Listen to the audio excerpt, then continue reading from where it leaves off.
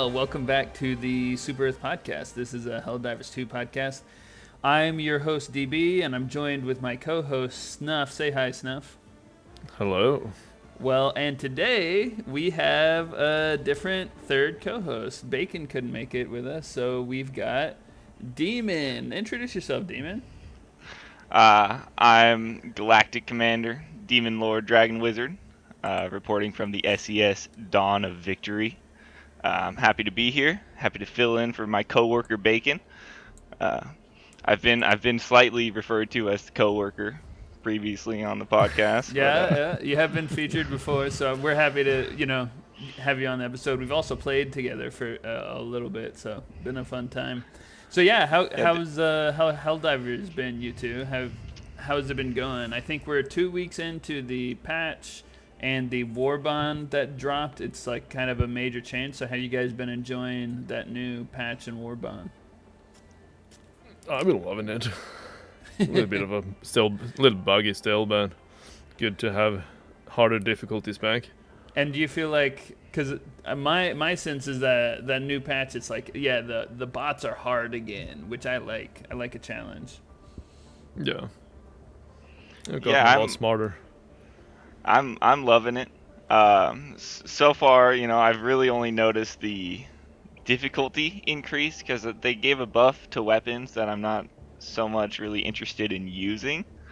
Because they're just not as fun as all the new ones they're putting into the game. So what weapons are you using? I'm using the repeater, because that thing is too cool. I got a bad case of repeater fever. And it is just a great time. The Warbond it came with, I'm a little let down that it has like a sidearm bonus instead of because what you need is like primary reload speed. Yeah. And that's been really getting me killed a couple times on the front line with that repeater. Well, so how does that repeater work? Is it an energy weapon? Is it just a normal like 5-shot repeater? Like how many shots does it have? What kind of power damage does it do? It's got 8 rounds of live ammunition, so you're shooting bullets into the skulls of automatons.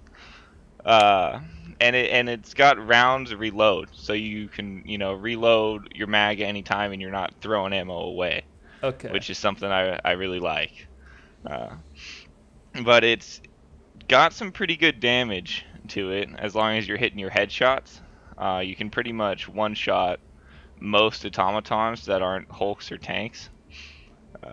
Now, is it doing damage to Hulks on that like little red eye in the center of its body? No. No, okay. No, it is not. So in that case, you need to have some form of like anti-tank with you. It's recommended, but I rock the revolver as my secondary, not the one that came out in the new the Senator. Yeah, I'm rocking the Senator because that is pretty good with the sidearm quick draw and reload speed. Okay. And that thing can 3-shot a Hulk. So it has. Is that face. Medium armor pen that it has, or is that like heavy armor pen? That's heavy armor pen. Okay, that's a pretty good combo then. Yeah, it's pretty sweet. And on both of them, rounds reload, so you can just kind of swap back and forth, reload as you need. And okay. And then for the grenade, instead of bringing the thermite, it seems like you need to have like a regular grenade to take out replicators, right, for automatons? No, the thermite for replicators 100%. Oh, that's right. Okay. You can throw the thermite at any angle on like a replicator or the fabricators is what we're talking about. Cool, yeah. Fabricators, sorry. Yeah. And like you can hit it from the back or the side or the top, and that thing's gonna blow it up. Cool. So you said you're not rocking anti-tank? I'm rocking. Sometimes I bring the eat, just to kind of get them before they get too close, because with that Senator, it can really put you in some dangerous positions. Okay. Trying to line up the little red face hole on the Hulks. If I can call it. Sorry, go ahead. I was gonna say, what kind of stratagems are you bringing in then? I'm a big explosive guy, So I'm rocking the Hellbomb backpack on any dive I do, because that thing is just, uh, it's totally my gravy. That thing is Nice. democracy, 100%. But I do like an explosive max loadout, so I'll bring the Hellbomb backpack, 500 kilo, and then a 380 barrage, and then I kind of use whatever to fill the mission. So if I'm doing like civilian extract, I'll bring like a sentry, or I'll bring on like the destroy mortars or positions where missions where I'm more mobile, I'll bring that 110 rocket pods. Okay, now question: is that loadout, in your opinion, is that good for only the automatons, or are you also using it for terminids, illuminate? I find explosives to be extremely versatile. I'm talking that repeater. Is it good for bugs? Are you using it on Oh, bugs, the or are you switching repeater? it out? Yeah. I'm using it on bugs. It's not good on bugs. It's not good at all. It's just I can't bring myself to equip a different primary. Yeah, the repeater is like it's not bad, but the problem is that you run out of ammo and have to reload too fast, usually on bugs. Yeah, and with bugs you can one shot or two shot most bugs if you get them in the Yeah, head. yeah, But because they just it hurts them a lot. The problem is just the ammo capacity before you have to reload And usually. yeah, and how many and they, bugs there are. and they're Yeah, so mobile too and always jumping around to get those headshots you need on the bugs yeah. is a different story. Well, and also you're saying you have explosive on your stratagems, but you're not bringing explosives in on your other weapons, so you don't have like the wave clear that you would normally have. So you really need to hit the shots. Like when you have Yeah, 20 bugs coming at you, you need to hit 20 accurate shots, and if your rifle only holds 8 bullets and your pistol only holds 6, you got to reload, a couple of times. yeah, there's a lot of, run and then reposition and shoot and run and reposition and shoot. But You like to live dangerously. yeah, live life on the edge, one shell at a time. Now this new major order, like it did make the bots more difficult, and in fact I think overall the AI got changed, so all of the AI is a little bit harder. But for me, I'm really feeling it on the bots. How you guys feel about that? Do you think that the new changes with the AI like made the bugs more difficult as well, or what do you think? No, the AI change was only for the bots. Okay, The and then also the Illuminate. When are they gonna get harder? You think that eventually we'll get an Illuminate push that we we are, but I am 100% sure we're not gonna see any buffs or new Illuminates or anything like that until we're done with the black hole, because that's kind of the main focus on Illuminate side right now. Oh, okay. Dude, I We have have to I have finish a that part of the feeling story. that it's coming soon. Like Yeah, because I feel like they always want to make our lives harder and more, more hell. So I think as we're defending the level on Creek, the Illuminate are gonna start acting up, and then we're gonna have to kind of choose what we want to do, because we just kind of foiled the Illuminate scheme a little bit about moving the singularity towards Super Earth. So I think that's a good time for some changes to happen and then to start pushing a little harder. Yo, and maybe eventually, because if they start pushing, eventually we may have some fighting on Super Earth, which we talked about a few episodes ago, and Snuff was like down. He's like, "Yeah, bring it, man! I want to fight on Super Earth so bad." yeah. I'm Like go a lot ahead. of people are saying they want the black hole to hit Super Earth, but what people don't understand about that part is that if it hits Super Earth, Super Earth will just be destroyed and will probably get reset again like they did in the first game. So you just start over. Okay. Yeah, Yeah, that you still keep you still kept your levels and stuff, but they restart the war kind of. Okay. that would be devastating, to lose Super Earth, and Yeah, the fact that there's Helldivers, asking for the singularity to hit Super Earth sounds like traitorous activity. I no, mean, like I'm all it I'm all it would be for cool to defending. Oh, see. go ahead. It would be cool to see, but wishing for it is very treasonous. Oh, absolutely. Like if it came down to it, I'm 100% gonna defend the homeland. Yeah. Oh yeah, 100%. But that's out of the question, as if I want it to happen or not. I want the galactic war far out in the galaxy. Yeah. Well, okay. So since the last episode, we really mainly covered the new update, the new major order. We've had a couple things happening since then. So we did end up failing the last major order, which was, let's see, it was a defense mission. We were supposed to defend 8 planets, and we were supposed to kill, it was like a bug kill challenge. So it was supposed to kill like 1.25 billion bugs. Snuff, we ended up failing on both of those accounts. Yeah, we failed that one. They wanted us to choose on that one and introduce any bots on that one, so people wanted to fight the bots, and then people realized we're not gonna get the bot part of the MO, and then it was too late to do the bugs, and then the classic typical bug diver stuff. Now, usually. Are there any repercussions for that? Have we lost those planets? Are the bugs making an advance? Bugs haven't really made any advances, but we have lost a lot of planets to the bots, and currently Malevolent Creek Memorial Day is coming up on April 3rd, and that's the current MO, to hold Malevolent Creek when, I think it's 5 days from now, when we're recording this, when the MO ends. Okay. Because the bots are currently pushing for Malevolent Creek with the new incineration corps. Okay.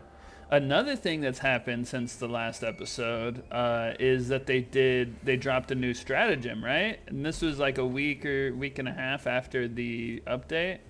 Yeah, they had a small MO in between that one and this one for the Illuminates to what was it? Defend 6 planets, was it? I think. They kind of forced us to do it, because if we didn't do that, we wouldn't be able to slow down the Meridia Singularity enough to not hit Super Earth. So we did that one, and the stratagem that we got, was deployed for free during the MO, and if we won it, we got that stratagem to use permanently. And we won the MO, so now we have the new stratagem, which is a wall with a grenade launcher on it. Okay, because I've been seeing like pictures of this in the Discord and on TikTok. Because I haven't really played this week. I played this morning, but this week I've been seeing pictures of just a stratagem that just looks like a brick wall, and I'm like, what is this thing? And so the logo is just a brick wall. That's excites me, man. I like, when I was playing like Warzone a lot, they had there was this pickup item that nobody in the game used except for me, and it's like a deployable cover. I would use it all the time, and so yeah, bring it on, man. Put me a deployable cover in Helldivers. I'll use it. I just unlocked it today when I logged in. I've been liking that thing. It's pretty sweet. It's not really the most effective stratagem I've found, but it's got a major cool factor to it. Yeah. And I'm kind of the same way when they put in the shovel. Like when I saw that there's a shovel, you can dig trenches. Oh man, I'm ready to dig some trenches, man. I'm a grunt. I'm still waiting for that shovel to become a stratagem. The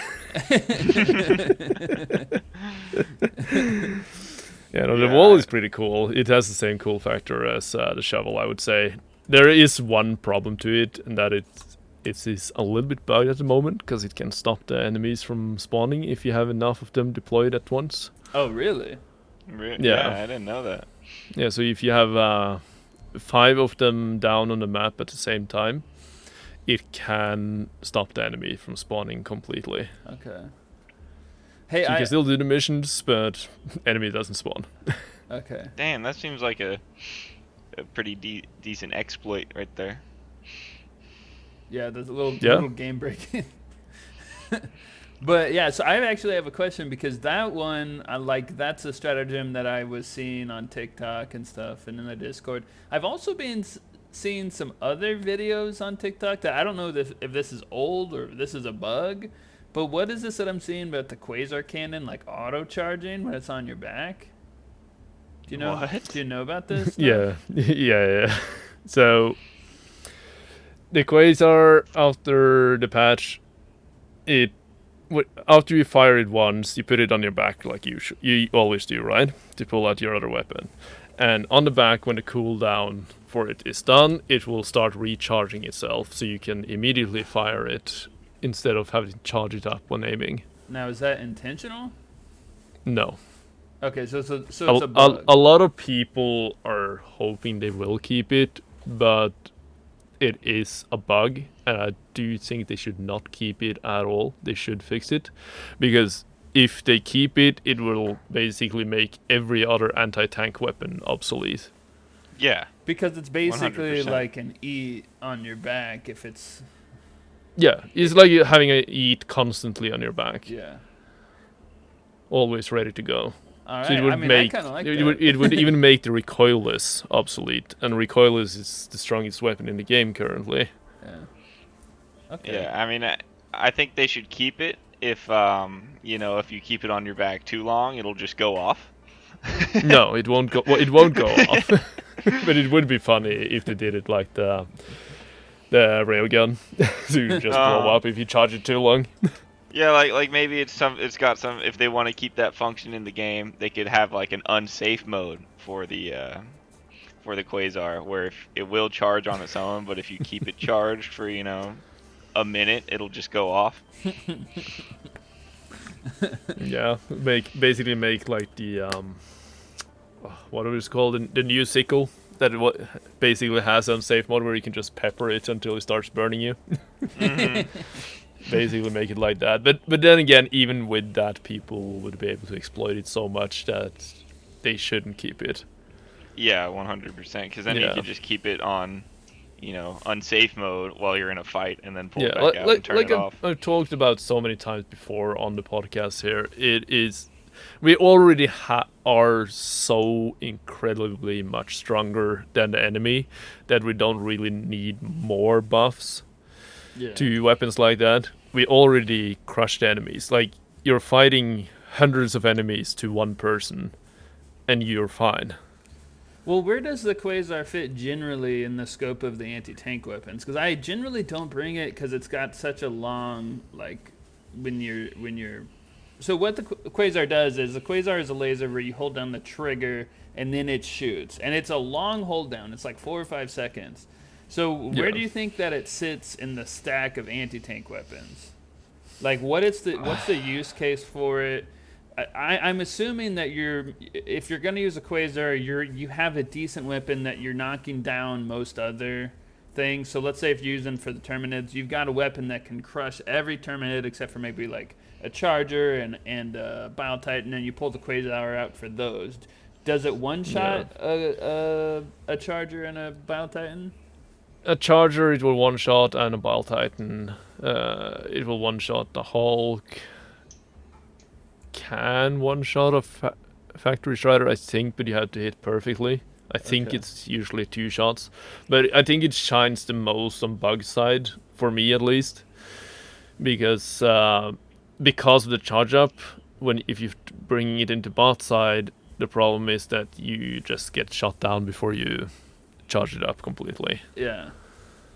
Well, and so for me, it's more of a bug weapon, but it's a decent all-round anti-tank weapon instead of bringing the Eats, for example, or the Commandos. And instead of the recoilless, you don't have to have a backpack, so it's kind of a middle ground between those. Yeah, and it doesn't take ammo, and so that's a big reason for laser weapons. So it is one of my main weapons to go for Terminids. I think it's usually pretty good for that. Okay, but then when you're using it, what is your primary weapon? Because that long cooldown on it kind of means that you have to have another weapon for bug clearing, for wave clear, crowd control, and like larger ones like Alpha, Commander, stuff like that. So what are you using for stalkers and wave clear for your primary? Use the axe. Just the axe. No, you can use whatever you want. You can use the breaker incendiary. I'm a big fan of that, but you can also use the cookout, the breaker. You can use the machine gun. You can also get over with by using a minefield or a sentry, for example. There's a lot of ways to work around it. The smartest thing to do when using weapons like Quasar that has charge up, go medium or light armor, because then you can just run away. If you go heavy armor, the problem is that you get swarmed too fast. Mm-hmm. Yeah, I think the Quasar Cannon is definitely an S tier anti-tank weapon for sure, because it's 100% viable, and the cooldown on it is nothing to really freak out about. Because you can, if you're rocking, Breaker Spray and Pray, by the time you dump through a whole mag of that, your charge is already up and you're ready to blast again with the Quasar. Well, yeah. And so it's two things, right? It's a cooldown, but then also it's a charge up, right? Yeah. Yeah. So, how long is do you know how long the cooldown is? I want to say it's like 15 seconds. Yeah, I think it's 14 or 15 seconds. So that's a bit long, but also it doesn't even hurt me that bad. What hurts me is if you're standing there, because is it a 4 or 5 second charge up? That I don't remember right now. Feels like 20. Either way, the 4 or 5 second charge up is the thing that gets you, because you're sitting there and you're trying to hit like a charger coming at you or a Bile Titan coming at you, and you've got it's just it. I get that the damage is really good and it can that's really great that it one hit stuff, and it better one hit stuff if I have to sit there charging it up for 5 seconds. Like, I don't really feel like I have a problem with that. I never experience it being too slow, really, because it charges up. Like, if you dodge a charger, it charges up faster than the charger can turn around and start attacking you again. I mean, considering that the alternative is like an autocannon where, if you have to aim, it only really, it might take more shots, but it only takes a second or two to get those shots off. Also, the laser cannon, it also takes more shots. It takes longer to take something out, but you can move. You can walk backwards and forwards while doing that. And like it's just momentarily. You don't have to waste 5 seconds each time that you're using it. Yeah, but I mean, you can technically do the same with the charge up. You just walk around while charging it up. Oh, okay. So I don't really have a problem with it. You don't have to sit in the same spot doing it. And maybe I should. Yeah, it takes a little bit more experience, I guess, to perfect it. But once you get it down, it's very easy to use and it's very reliable for taking down chargers and Bile Titans. Yeah, especially. because sometimes you get into hairy situations and you don't got 5 seconds. Yeah, definitely. But like Snuff was just saying, with the charge up on it, you can still move while you're charging it. So if you get behind some cover or somewhere where you're not getting shot at, you can charge it up, and then right when it's ready to blast, you can just kind of peek out and then take out whatever you're aiming at. But it does take a little more, I guess, thought to use it than to just like turn around and shoot off a recoilless. You need to kind of plan out how you're going to use it and the situations you're putting yourself in. Yeah. And the times you don't have cover to get behind while charging it up, you can just dive backwards. Yeah. Yeah, what's that called? It's like because you can just aim while diving. It's like a term in League of Legends. It's like the skill gap is like kind of high, so it's really good. You just have to kind of figure out how to use it. Yeah. Cool. But I would say it's pretty easy for most people, even people with low experience. Yeah. Well, and okay. Also, another thing that we did talk about last episode, it was part of the new war bond, is the dynamite grenade. And in the last episode, Snuff, you were saying you can set a 60-second timer on that. You're like, I don't know why anybody would, but you can do it.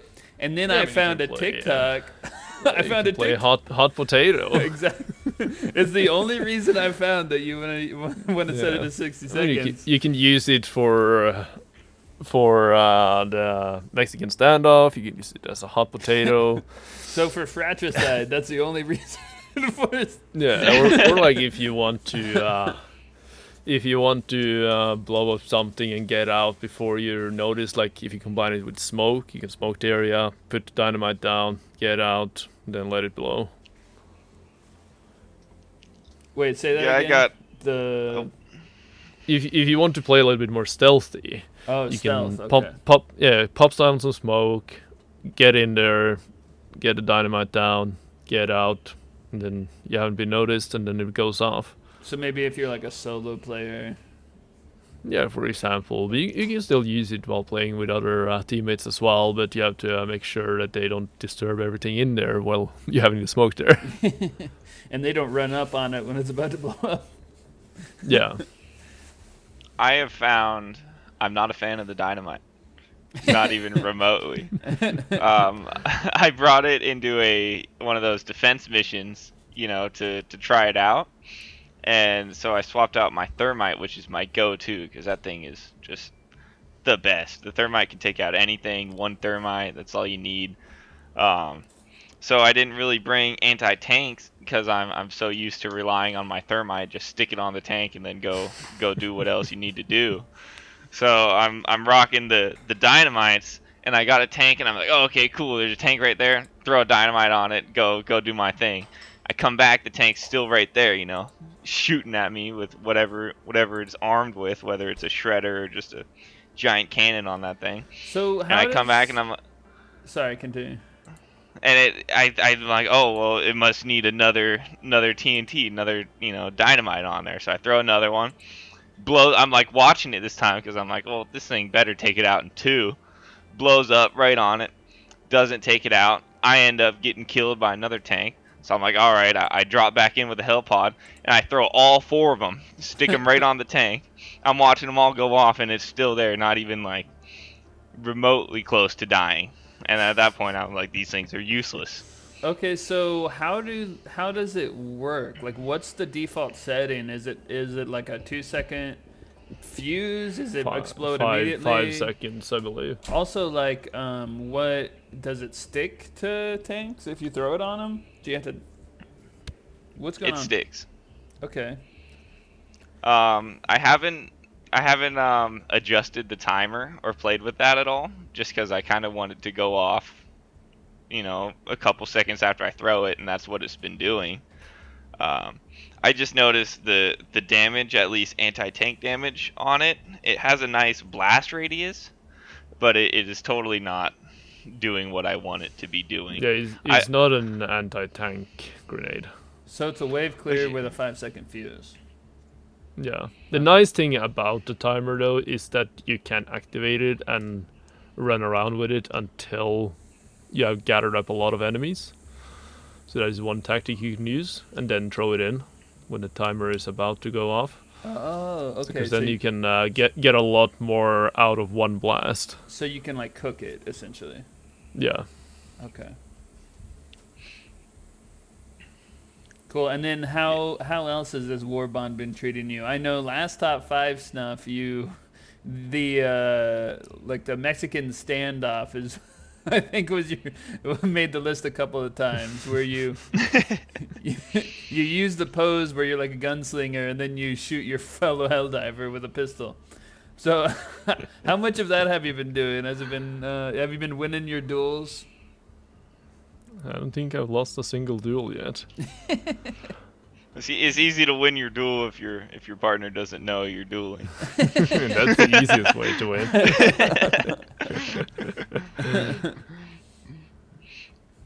Yeah, I unfortunately, when the war bond came out, I didn't check the superstore and see the Mexican standoff in there, so I haven't been able to partake in the shenanigans.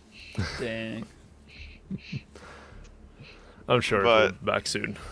Yeah, I'm loving the war bond, mostly just for the cosmetics of it.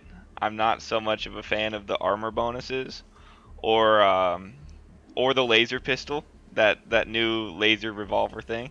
Yeah. I don't like that. I don't think it's cool to have a revolver that has infinite ammo. I wish it was heavy armor penetrating and it had, 6 shots that just absolutely obliterated your enemies. So does it have any armor pen, or is it? It's medium. I think. So It's medium. It's medium armor pen, and from what I hear is if you fire off rapid fire, you get what, 7 shots? Uh-huh. Yeah, 7 or 8. But how often do you find yourself? I don't know if you're using it a lot, but how often do you find yourself rapid firing that thing? Not often, because you still need to aim your shots on it, because it's not like a big laser, and that's one of my big gripes about it is, you would think this cool super big laser revolver would feel cool when you shoot it, but it's just like you're shooting like a little Star Wars laser gun. It's like pew pew, and I'm like, oh, that's Yeah, not that's really accurate. satisfying my. That's, I think the reason they did it like that is because if they made it heavy armor pen, it would make the Senator obsolete. I think that's why. Right. I mean, even if they wanted to keep it medium armor penetrating, give me a better laser coming out of that thing. Oh, you mean like sound design and light? Sound design, like some sort of like recoil, or something that makes it seem like I'm doing something with it, because it's just like it feels like you're shooting the sickle, just one shot at a time, which obviously it does plenty of damage. It's just not. It's not there for me. It's not giving me what I want out of it, like the 500 kilo does. You know what's funny? I have the same exact experience with like the static weapons. There's like an electric shotgun that apparently is good, and I tried it out, but it's just like the oomph isn't there. It doesn't make me want to use it because just lightning bolts come out the end. There's no recoil. There's no like big boom on it. Are you talking about the Blitzer? I think so. The one that like will stun all your enemies. It's kind of like the arc thrower, but primary. It's a shotgun version of the arc thrower, basically. Yeah. Yeah, I mean, when I was first starting out in my Helldiver career, after I first enlisted, I would use the Blitzer a little bit, and I would be playing against the Illuminate, and it would just make it boring. Like, I could just, hold S and walk backwards and Blitzer through a whole crowd of voteless, and I was like, I didn't have to use any of my brain or my Helldiver's problem solving. It was just blitz enemies and then game, like that's it. Not the most. The Blitzer is probably the best weapon there is in the game for crowd control. Yeah, 100%. But it's not like you don't get the satisfying oomph of it because it is just lightning bolts. So you don't get that satisfying oomph from those things. Maybe it's satisfying if you're cosplaying as a wizard. You want to do lightning bolt on. Well, as a resident wizard of the Helldiver frontier, I can say it's not satisfying. Well, hey, you mentioned... You should put it more like the Senator Palpatine style, and then you get satisfaction from it. Yeah. Just imagine you're a Sith Lord. Well, Demon, you had mentioned that, like, when you were saying when you had just started Helldivers. When did you start playing Helldivers? I started diving right before the Illuminate came in, so I was a little late to the party, but I enlisted just in time to help fight off the squid scum. And were you like aware of Helldivers before that? Were you like listening to the podcast or watching stuff on TikTok? No, I wasn't. I wasn't in the loop at all. My brother was, big into Helldivers and had pre-ordered the game and has always been trying to get me to get it, and I just was not. I was not in the loop. I didn't know what I was missing out on. So eventually he ended up getting it for me. It was like a Christmas present, like an early Christmas present or something, I think, just because he wanted me to play with him. And it was like right when the Illuminate came in, and immediately I watched that opening cutscene, and I was like, oh my god, this is the best game I've ever played. And I haven't even dove yet. And then after that, it's just been all Helldivers all the time. But I didn't know about the game or the lore or anything, and I was so into it that I was trying to download all the information so I could catch up on the Galactic War. And I was like, I need something where there was a podcast of people who have been talking about it and documenting it pretty much since day one, and that's when I came across Super Earth Podcast, a Helldivers Radio stream. And they were able to keep me up to date, so I actually have a good recollection of what's been going on. Okay, and so the reason I asked that was if you started right before the Illuminate, did it make a big impact on you if you didn't know about the lore? And because for me, I only knew about the Illuminate because of the Super Earth podcast, and so when the Illuminate dropped, I was like, oh yeah, this is awesome. So how did you feel about the Illuminate when they dropped? Did it make a big impact, or you just okay, whatever, this is just a different... Well, when I first came in, my first dive was the Illuminate. Okay. And I didn't know the lore to the game, and I was like, okay, so there's 3 fronts: the Illuminate, the bugs, the automaton. And I was like, obviously I'm gonna do the Illuminate because it's like zombies, and I've always been a COD zombies lover, COD zombies enjoyer. So when I started doing that, it totally scratched that itch for fighting off waves of voteless. But it wasn't till later, and I started looking into it. I was like, oh, no, I just joined at the perfect time where they released this new Warfront in. And I was like, okay, so I'm just a lucky guy. Okay. So actually, I have a fun little thing to talk about. In season 1 of Super Earth Podcast, there was a little segment they did talking about some unspoken rules in the Helldivers universe, universe. You're not supposed to do a certain into a pod. If you're the commander of a ship, you do the left pod or whatever. What are your guys' unspoken rules when you're playing? And I can go first because for me, this just really grinds my gears, right? If I get killed, and especially what gets me if somebody team kills me, it's you gotta drop me back down with my gear, right? Sometimes what happens is you get killed, and then there's 2 guys near near you that can reinforce you, and the guy who just happens to be by himself on the other side of the map on a level 10 Helldive reinforces you 10 miles away from your gear, and you're like, okay, well, how do I deal with all these, tanks and stuff without my gear? So what are some things for you? I think that's definitely an unspoken rule, is try to drop fallen Helldivers, on the loot of other fallen Helldivers. But I get where they're coming, because a lot of the times when I see somebody die on the Helldive, I'm like, oh, gotta reinforce, and I just go to do it as fast as I can. True. Because it's reinforce fever. You gotta call them in. Yeah, but if I split off from the group, I know that I'm split off. I think some people, they just split off. They don't even know that nobody's near them. Maybe that's why. Mm-hmm.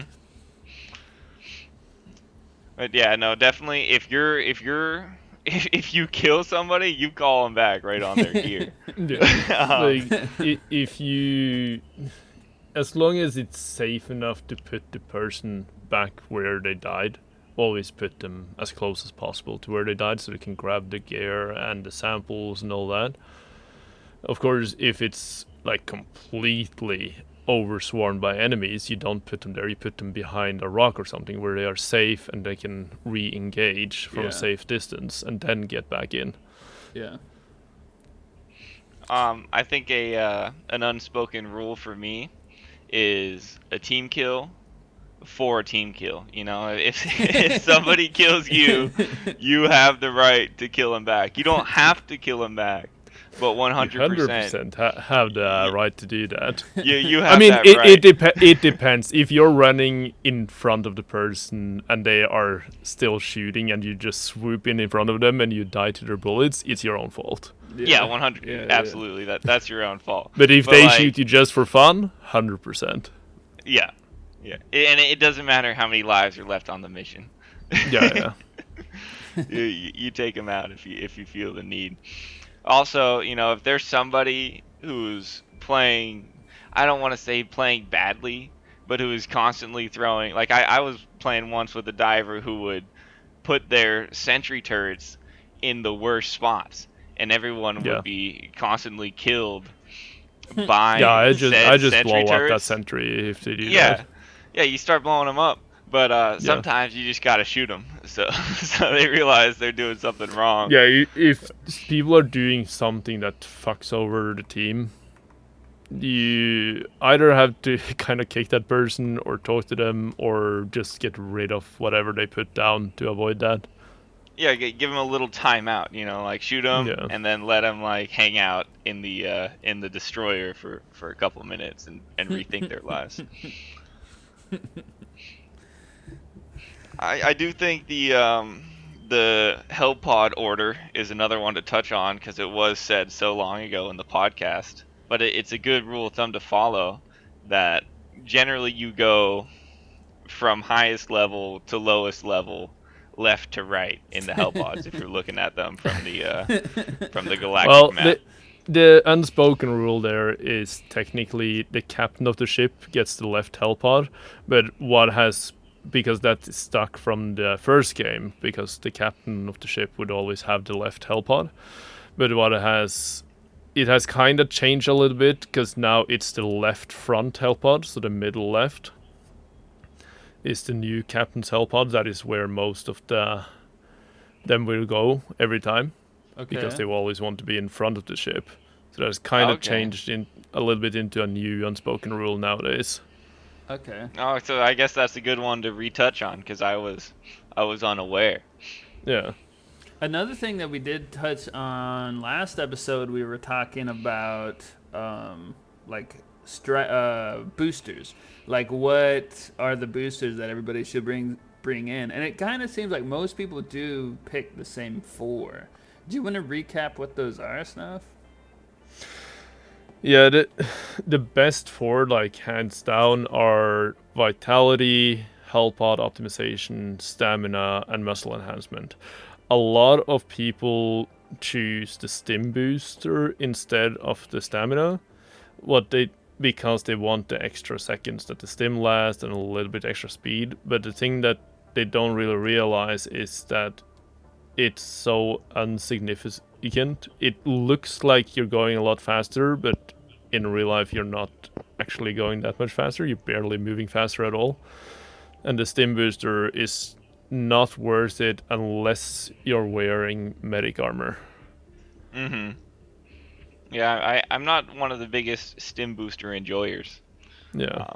But that is like the Stim Booster is the one I see people always bring. But I think that is because people don't actually realize what it does exactly, like timer-wise. Yeah, your whole screen changes color and it feels like it's really doing something. You're like, wow, this thing's really working. All it does, it speeds you up a teeny weeny bit. It gives you a little bit longer lasting stim, but it fucks up your aim because your screen will shake, your aim will shake more. And so in general, I would say don't bring it unless you're going a full melee squad or going medic armor, something like that. Mm-hmm. Okay. Yeah, I think definitely the number one is the Hellpod space optimization. Oh, and yeah, 100%. There's some truth to that because on the DSS, if you give enough, requisition slips, you get that for free on every mission that the DSS is there. Yeah, if you have the orbital blockade, you get that one for free. Oh, okay, that's what it is. But yeah, it's like so important that the DSS literally has a spot for it for free. Yeah. Yeah, so you can actually use some other booster that you may not use all the time. And that's a nice one, right? Because you start with, if you don't have that, you start with 2 stims and like 2 grenades. And if you do have it, you have 4 stims and 4 grenades. And I have the armor. I always use the armor where I get more grenades. So if I have that, I have 6 grenades to start with, as opposed to like 2 without it. So that is a really important one, in my opinion. I feel like and that's also the first like one I bring. if you split up in 2s and go on each side of the map, one person call in the resupply on the other side of the map. You don't have any resupplies then, and if one of your the teammate you're with dies and you call them back in, if you don't have it, they don't have a fully equipped Helldiver anymore. Mm-hmm. Yeah.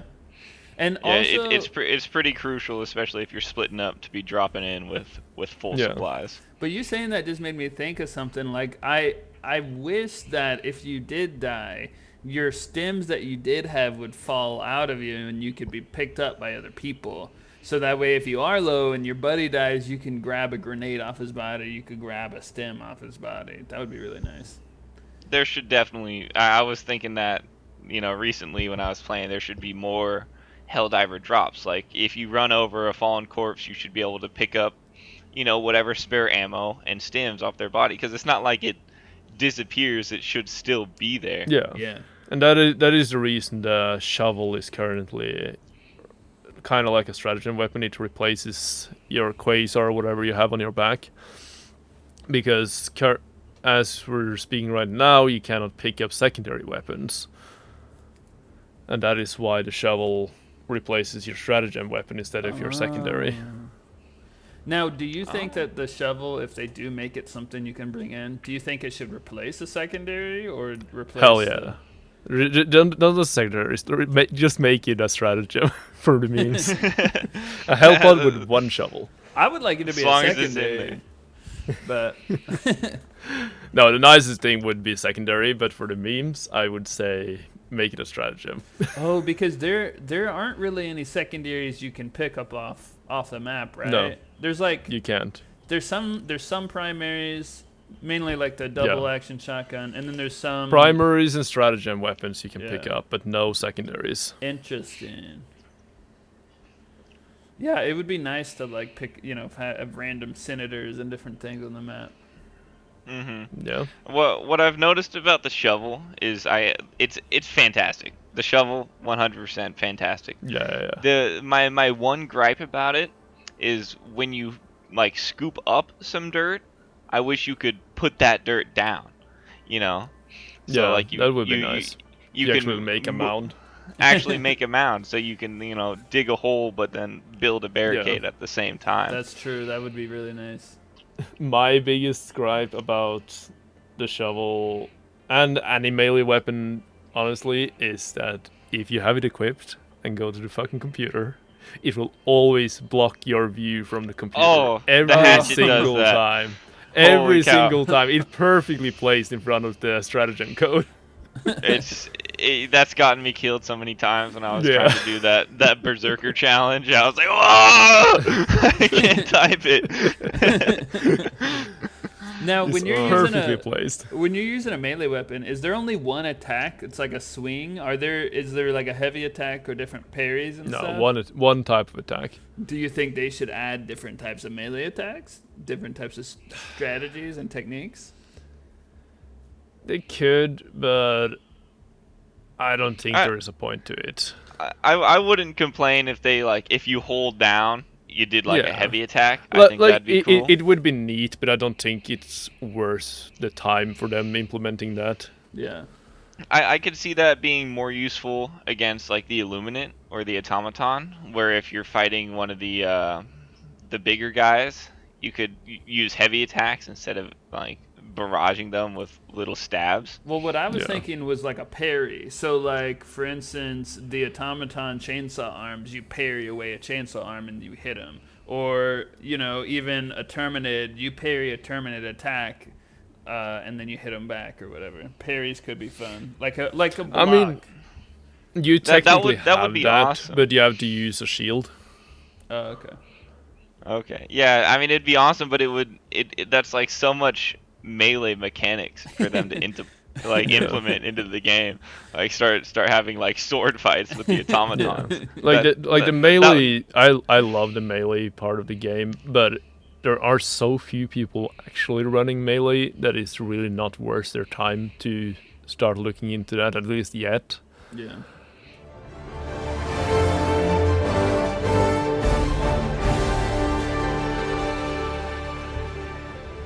So this episode's top 5 is actually fitting because we just got a new fortification, this week or last week. So our top 5 this week is top 5 fortifications. So Snuff, do you want to start with yours? Your number 5 fortification? Yeah. And before we start, I will say my honorable mention is Snuff's Mines. Just like last week. I mean, they do the job. What can you say? All right, go ahead with your top 5 fortification. I think my number 5 would be the Gatling Sentry. Mostly because it's really, really good on the Illuminates, but not very good for anything else. Okay, I will say that I do have that on my list as well, but not my top. Not number 5. The Gatling Sentry, definitely an honorable mention for me, because I love watching it just dump extreme firepower into a crowd of enemies.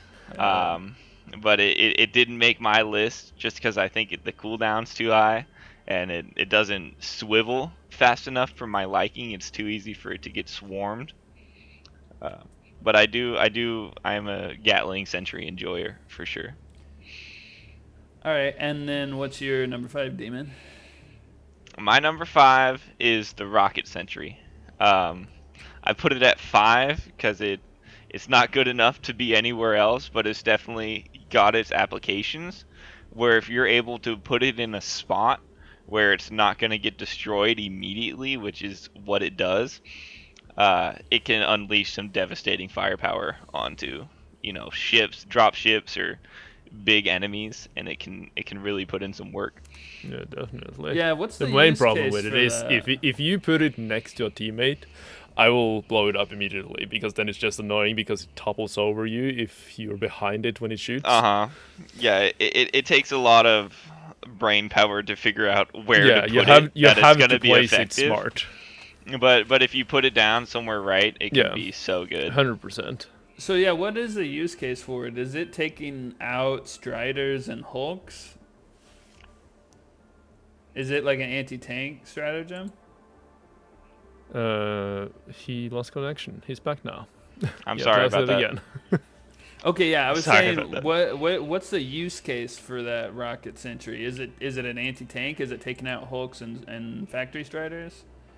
It is taking out Hulks, Factory Striders, drop ships.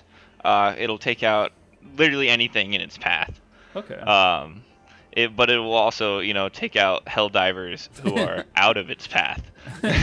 Yeah. As it behind it or anywhere next to it.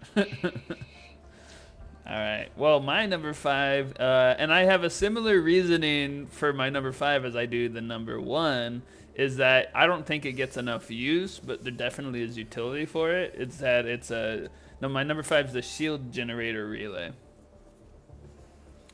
And it's kind of self-explanatory. It's a shield that you drop down, you can shoot through, but the enemies can't shoot back. And it might not be for every mission, but I do think it's underutilized, and that's why it made my top 5. It's definitely a stratagem that is slept upon.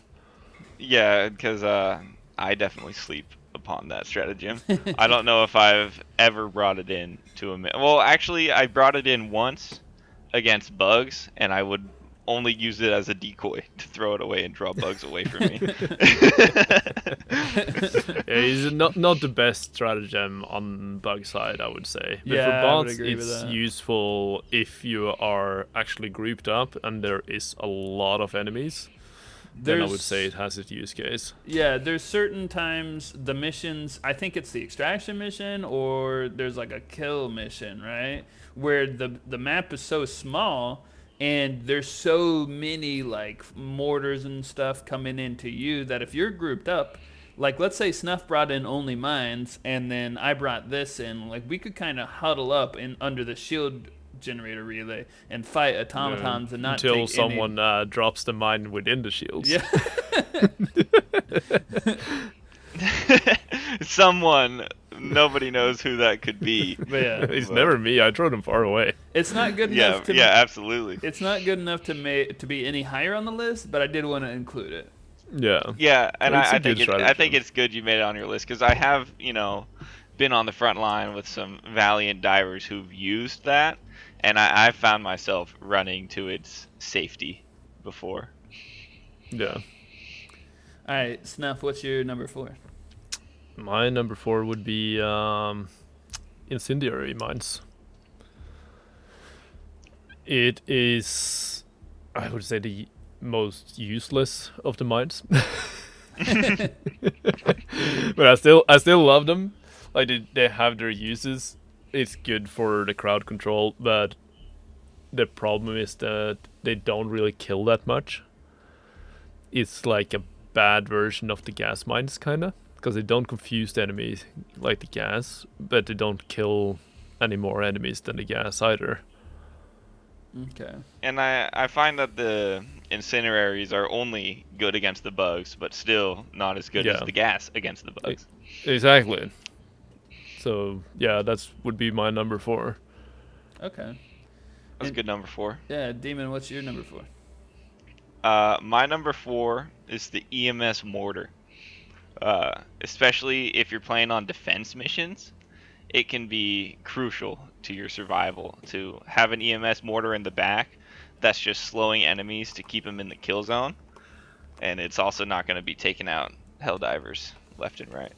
Yeah, spoiler, it is on my list. I think I know where you have it placed. Because it's the only fortification you use, man. It's a. I mean, Like I said, I would use a mortar, but the mortar kills Helldivers. So I don't like to do friendly kills. The regular mortar can be a little bit dangerous. Yeah, Yeah. That if that mortar didn't kill Helldivers, it would be. I would use it all the time. Yeah, if you get into the mortars a little bit more, whatever you tag, they will start aiming at that. Oh. mm-hmm. So if you're it's actually using the regular mortar, use your tags. Just use them, because it will aim for your tag. Okay. yeah, good. that's the final ship upgrade for the mortars, and yeah, it'll target whatever you ping, which is super. And super most helpful. people forget that is a thing, and they never tag anything. They just drop it down, and then they forget about it. They don't know that exists. And my only gripe Yeah. with the mortar system is that it's not as long ranged as I'd like. Like I would like it to be like half map range. Yeah, it should be able to target freaking anything like mortars do. Yeah, exactly, because it's a mortar. But on like the defense missions where you're launching rockets or fighting enemies, they can take out anything in that map, which is Yeah. generally where I use them most. Yeah, I would say it's on the defense missions where you see both the mortars in general actually shine the most. Yeah, and I will use those mortars on the defense missions. I won't. Yeah, I won't use them on normal missions, but I will use them on defense missions because most of the time the automatons aren't getting like right up on your butt. They do sometimes on defense, but yeah. Yeah. All right, so my number 4 is actually the Gatling Sentry. So it was Snuff's number 5. And I don't think there's a lot more to say about it. It's a machine gun. It shoots a lot of bullets. The one thing I will say about it is a year ago, it wouldn't be on my top 5. But now, like, I think it is really a solid sentry. Like, it's a year ago, I don't think it was as good against automatons, and now I think it is. Yeah, the Gatling Sentry is just, it's glorious to witness. It's like just devastating firepower. And you gotta appreciate the ammo reserves. Yeah. Yeah, and the cooldown's not horrible on it. You know, it's the same as the autocannon sentry. It's got really good damage. It takes out a lot of different things. Yeah, the cooldown on it is pretty much in the sweet spot where you can like use it on most objectives in a mission. Like put it down and then you'll do your objective, and then by the time you move on and get to the next one, you're able to throw it down again. Yeah, and you can use it in any game mode, any type of mission. You can use it, and for defense missions, I like to run that and an autocannon. And once I throw the Gatling, once its cooldown is almost done, or it either gets blown up or it's like almost done, then I throw down the auto cannon, and that way I like kind of what's the word? But leapfrog the two, Mm-hmm. so that way I can alternate and have one up at all times, pretty much. But yeah, with that being said, I think we're on to Snuff's number 3. Yeah, that would be the anti-personnel mines. The reason they are number 3 is because they're a hell of a lot better than the incendiary mines, and they actually kill stuff. The only problem with that is that they, it seems to be the case that they have more like, what would you say? You don't have to step on them always to blow them up. They have more like a little field of sensors. So like if you're proximity. So if you're just inside that proximity, they will blow up instead. But they are quite effective, and they will cover. It will pretty much protect you from anything except for the big stuff. Now, my question about the mines in general is: did they get a buff somewhere along the line in the last year? Because when I mean buff, I mean like the cooldown. Like, was the cooldown always as short as it is? Because I remember when the mines were first coming out and we were first getting the mines, people were like, in a normal mission, people would never use them. Because it was like, it's just too inconsistent. It's way too much of a threat to kill friendly fire. I don't think it was any buffs to it. I don't remember any buffs to it, at least. But I think it was more the case that people slept on the mines a lot more before. People don't actually realize how to use them properly. Okay, you don't think like the cooldown has changed on it? Not that I know, but also like everyone else, nobody was using the mines early on pretty much. Not even me. Yeah, I got one problem with the mines, especially the anti-personnel mines, is the visual. I don't know if they're bugs, but more the visual characteristics of them, especially if you're playing on a snow map or a sandy map, where they will be under a layer of snow or something like that, or even the location of them, if you're not the host, isn't the true location. So a lot of the times it doesn't matter how vigilant you are. If you're walking through a minefield, you got a 50% chance of blowing up. I definitely have experienced Stim that. before you go in. Yeah, no, Snuff has completely cordoned off whole sections of the map where I just like could not get through with my my most vigilant work. I still could not get through without dying. Yeah, like the spot is technically placed true on everyone's screen, but the thing is, because of desync, when you're playing, like when I'm playing with you guys are in America, so you get a little bit of desync. So the mine is actually closer to you than it would look on your screen because of that desync, and that is what usually causes people to accidentally step on a mine. Yeah, but we all know it's our own fault. Oh yeah, 100%. Like, why are you running into the minefield, dude? It's not there for you, it's there for the enemy. But when you're 30 minutes into a 40-minute dive, by that point the entire map is a minefield. Yeah, you can just sit and have a cup of democracy. Democracy. All right, so what number? That brings us to Demon's number 3. My number 3 is the HMG emplacement.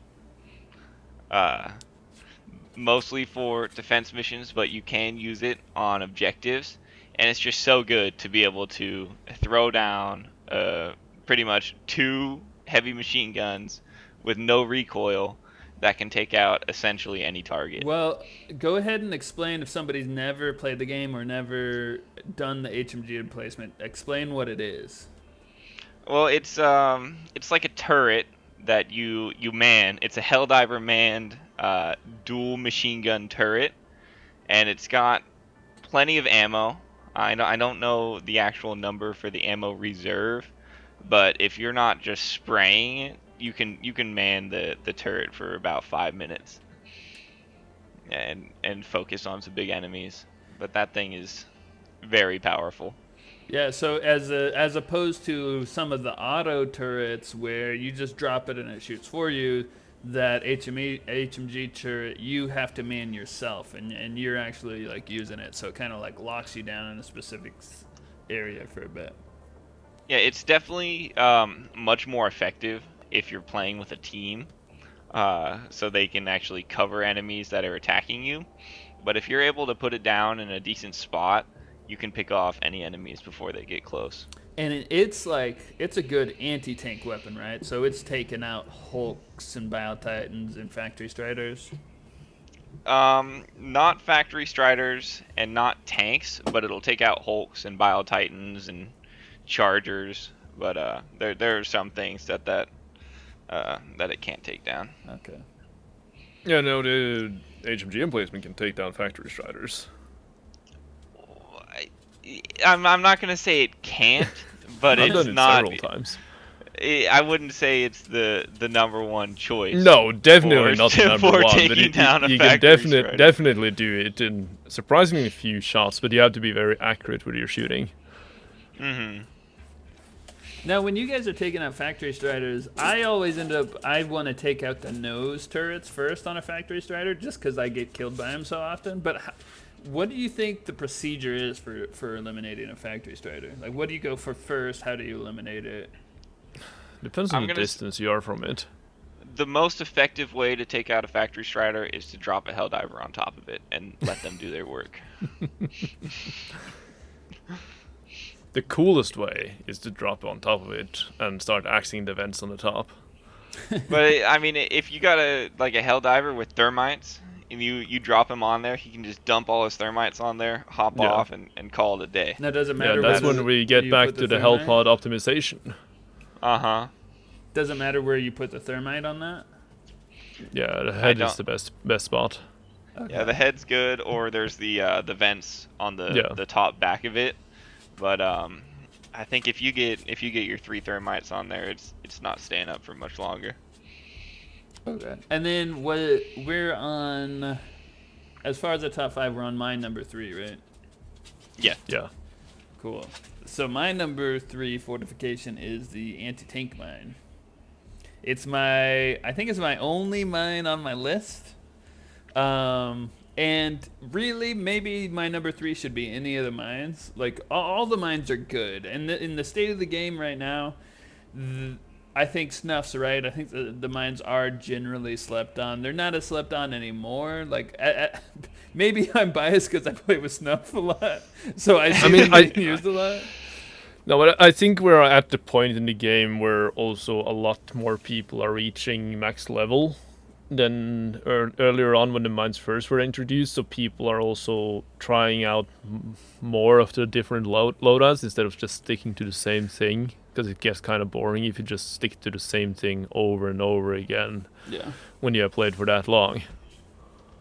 So mines didn't make it anywhere on my list. Mostly because any mines on their own, I don't find them being very effective. Like, if you're bringing just anti-tank or just anti-personnel mines, they're not going to be doing what I want them to. Like, they don't cover, at least in my opinion, enough of an area with enough density to be reliable. You kind of have to use multiple mines in conjunction to get them to be effective. Yeah, that's the thing with mines. Let's say you have a regular loadout, but you bring one mine stratagem. If you're using one mine stratagem, I do it quite a lot, but you have to really think about where you want to lead the enemies. Because if you just throw it down willy-nilly like most people do, they're not going to do anything. They'll just sit there and be a danger to you later on when you have to run in there. So you have to think about where you place them before you engage the enemy. Yeah, it might just be my lack of mine experience, but that's what I've noticed is just not... Yeah, if you just throw it down, it won't do anything. You have to think about a strategic placement for them to close off a little canyon where they can come through, or the entrance to a base, and then you lure them out there. Some places like that. You have to actually think about it a little bit more, because they're not like a sentry, for example, that just aims to whatever direction there is an enemy. They're just laying there, so you actively have to make sure that the enemy get to where the mines are. Yeah, it's not something that I always, obviously I'm trying to be thoughtful of where I put my mines, but especially in Helldivers, stuff doesn't always go to plan. So I could throw down my mines, and then 30 seconds later, I'm already running across the map, trying to just save my life. Well, so hey, Right. I think that brings us to Snuff's number 2. Yeah, I think so. I would say the anti-tank mines. Hey. Surprise. So it's kind of the same conversation we've already been having. Yeah, like the anti-tank mines are on bot side. It can be a little bit dangerous because they shoot. But the nice thing about them is that it is the safest mine to place right upon your own team because you can walk on them. Oh, really? Yeah, well, the other mines will go off if you step on them. Okay. But the anti-tank mines will only go off if something heavy enough steps on them. Okay. Like So, a tank or a Hulk. a Bile-Titan or Charger. Yeah, and they will take down things surprisingly effectively if you place them correctly. Like, it will take one drop of mines, a couple of them will take down a factory strider. Okay, and also you're saying that the automatons will shoot, but they don't target the mines, right? They'll target No. you, and if No, you no, no. happen to be... They don't target the mines, but a lot of the times they spray willy-nilly more than the Helldivers do, so they tend to hit a lot of the mines sometimes. And if you just happen to be standing near one of them, then it's a Yeah. bad time. Yeah, it gives you a big boom. All right, cool. Well, why don't we go to Demon's number 2? My number 2 is the machine gun sentry. So not the Gatling sentry, but the smaller, little brother of the Gatling sentry. And it's an auto And sentry. it's an auto sentry. It's the machine gun. It has less ammo, but its cooldown is also substantially less. Yeah. So I find the machine gun sentry is useful in pretty much any mission because its cooldown is 80 something seconds. So pretty much whenever you're in a situation where you're taking on maybe a like if there's a bot drop or a bugs, what is it, bug swarm coming up, bug, what's the word I'm looking for when bugs calling back up, Bug breach. bug breach, when there's a bug breach coming up, you can pretty much always pop your machine gun sentry, and then it's essentially like fighting alongside another Helldiver if you can use it as your backup and work around it. It can make your life substantially easier. Yeah, I 100% agree. For me, it kind of splits the number 5 spot for me with the Gatling sentry because they have each their use. The Gatling kills stuff faster, but the machine gun sentry is, as you said, quicker cooldown, often a little bit more accurate. It conserves ammo a little bit better. Okay, and I've got the numbers for the Gatling sentry just for the sake of comparison, because you said it's an 80-second cooldown for the machine gun sentry, but for the Gatling sentry it's a 140-second cooldown without any upgrades. With all upgrades, it's 128 seconds, but still, without any upgrades, it's almost twice as long of a cooldown as the machine gun sentry. Mm-hmm. Yeah. And one thing I've noticed, I'm not sure if it's just something I'm making up, but I feel like with the accuracy being better on the machine gun sentry, it has a little faster swivel speed. Like it has better target acquisition. I do think that is the case, and another thing about it is that it doesn't kill your teammates as easily because it stops shooting when it swivels, while the Gatling sentry continues to shoot. Yeah, it feels like when the Gatling sentry is swiveling it around, it'll go out of its way to spray Helldivers on its way to its next target. The thing with a Gatling, it has to speed up the barrel before it starts shooting, so it will just keep shooting as it swivels around instead of stopping it and then trying to start it up again. While the machine gun sentry will stop it shooting and aim to the next one. Yeah, and the one thing I will say about the Gatling versus the machine gun is that the Gatling's got some aura, man. It's that thing has a soul. Does it have one Gatling or 2 Gatlings on it? It has 2, right? One. It has 1, but it feels like 4.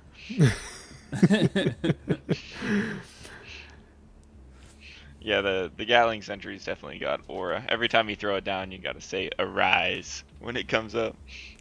All Yeah. right. So I think it's my number 2, right? Yeah. Is that what we're on? So my number 2 fortification is the autocannon sentry. And the opposite of the Gatling, I think the Gatling last year probably wouldn't have been on my list, or was it last year? Yeah, but this year is. The autocannon last year would have been higher on my list, even though it's number 2.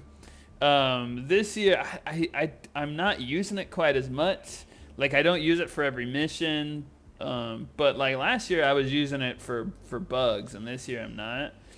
But the autocannon is definitely solid. I do really enjoy it. It's kind of it's something I can bring into every mission if I set up the rest of my stratagems to do so.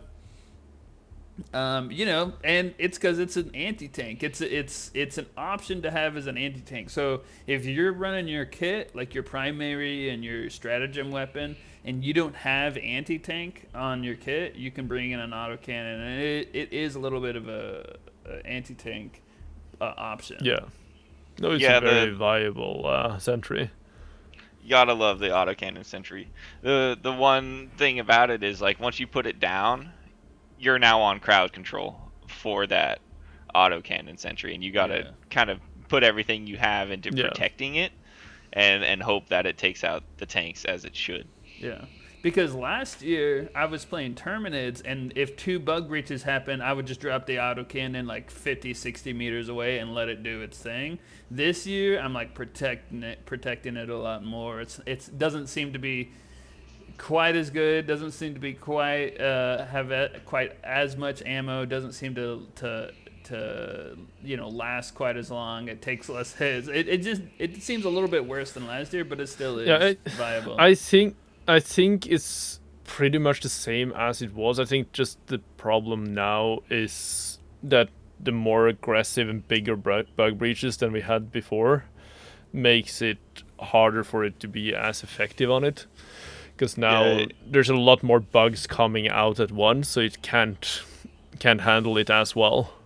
It's easily overwhelmed. Yeah. Well, it seemed like last year, if 2 bug breaches happened, I would drop it, and it would pretty much be good for that entirety. It might run out of ammo right at the end when the bug breaches end, but now it's like it seems like it only goes to like half. So I don't know if that's like the amount of ammo or if the amount of bugs that are coming out are just more.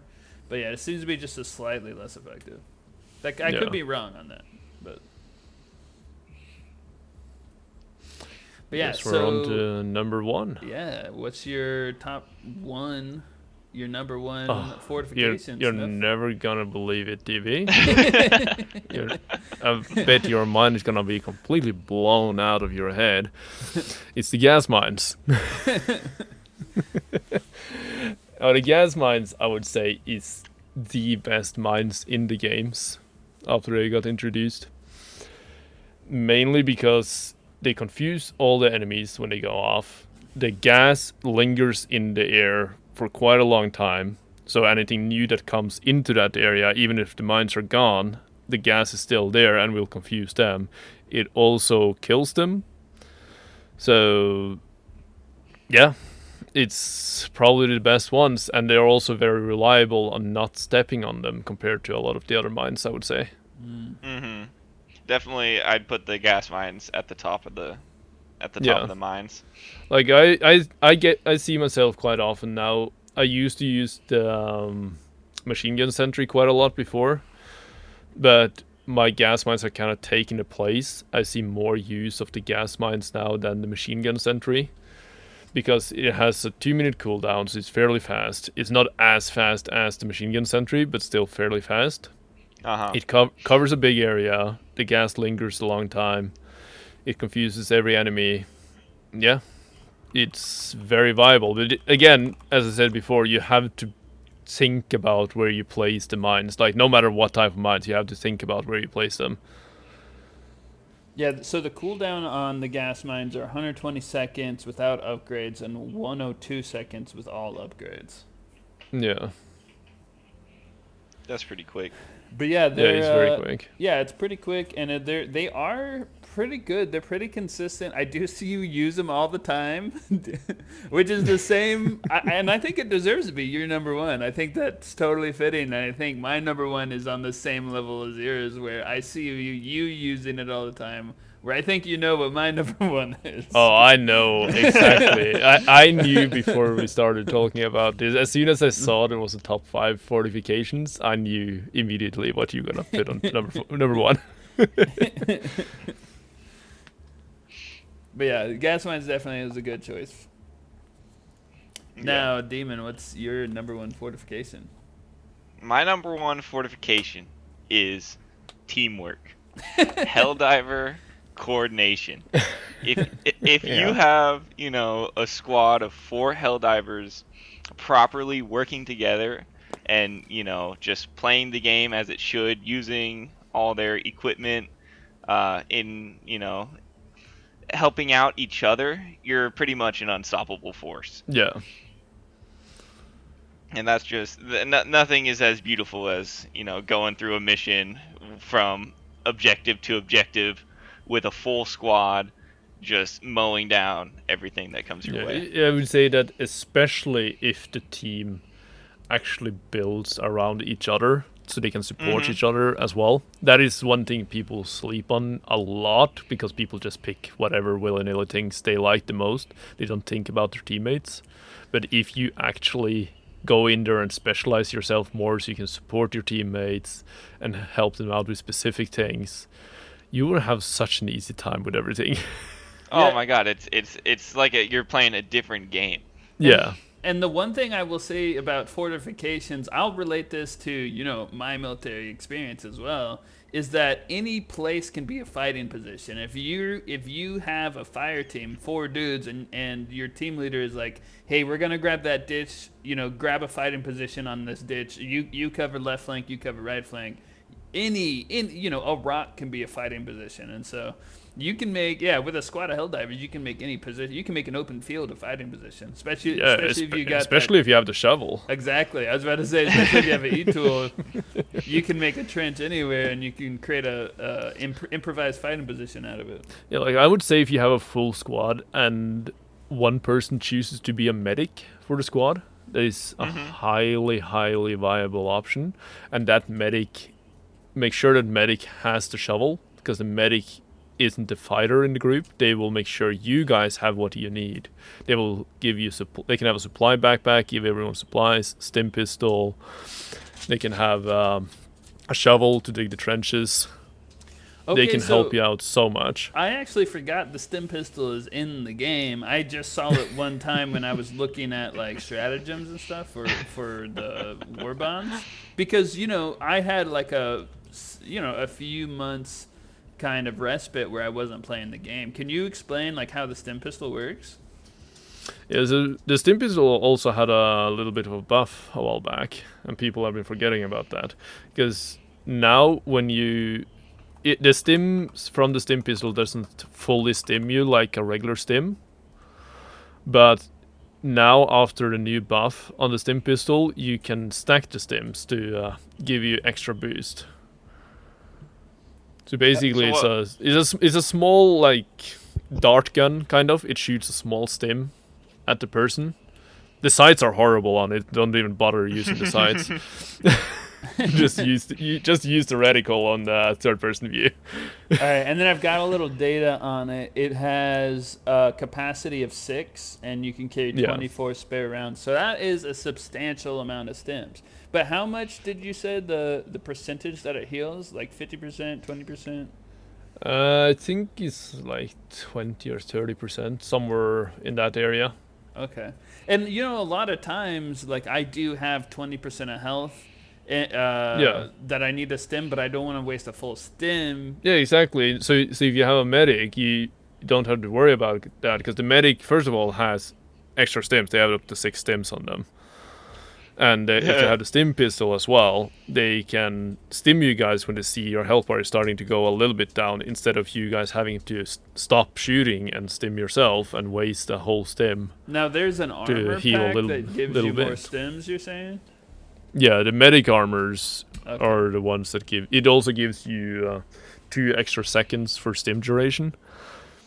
So while we're on the stim pistol, the one thing I've seen, I think it's maybe a slight reason that people are less inclined to use the stim pistol, is a couple times I've seen some Helldiver run the stim pistol, and he would go to shoot the other Helldiver with it, but he would miss, and then said Helldiver would then think they were getting shot at, and they would turn and shoot the guy trying to heal him. You have to coordinate more. Like if you specialize your team, you're kind of depending on the team coordinating with each other way more.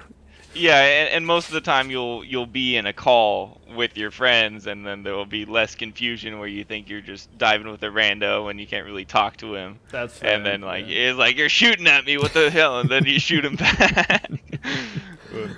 You know, one really simple method that like I've seen playing with you, Snuff, and playing with people who are like level 150 and played a lot, is it's been a lot better this year as opposed to last year when the game had just come out. But like getting online, so when you're fighting together, you don't want to be in front or behind another Helldiver. It's like in the military, right? The formation that gets you the most amount of firepower on target is going to be just a straight line.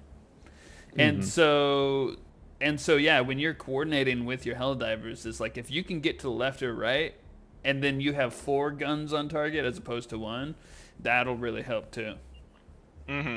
Yeah.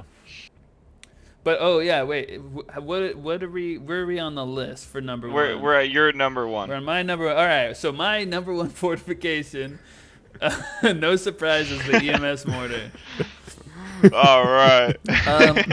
I think the reason why it's my number 1 is a couple of different reasons. Obviously, I do use it the most. Probably out of anybody that you play with, Snuff, you probably see me using it the most. I think. Yeah, I never see you bringing anything else. I mean, I do bring other stuff, but I most of the time I will try to bring an EMS mortar. I won't bring it if I see somebody else bringing one, because I don't think you really need to have 2 EMS mortars. You don't need 2. That's a waste of stratagems. Yeah. So I will bring it if I'm the only one. I won't bring it even if we're on a defense mission. I won't bring it if somebody else is bringing it. That happened today. Yeah. We were playing, and I put my EMS mortar in my loadout, and then I saw somebody else had, and I switched it out. Because I only think you need 1. Because I'd rather you don't have need more. Yeah, I'd rather have more firepower in the squad. It shoots rapidly enough that there's no point in having 2. Like, it lasts a long time. It shoots fast. It covers a fairly big area when it hits. Yeah, and my big thing is it's a great utility, it's great crowd control, and it doesn't team kill.